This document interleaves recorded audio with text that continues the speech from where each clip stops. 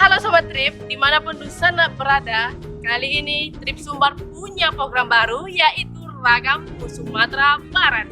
Dan pada kali ini kita berada di Sejunjung, di mana Sejunjung ini punya banyak wisata alam seperti di Siloke, Ngalau, ada air terjunnya. Dan tepat pada kali ini kita berada di perkampungan adat.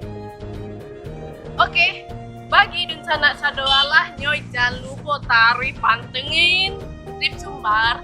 Dan bagi dun sanak sadonyo yang ingin kampungnya kita kunjungi, tulis di kolom komentar yang paling top komentarnya, kita akan kunjungi ke sana. Jangan lupa terus pantengin. Wadidaw.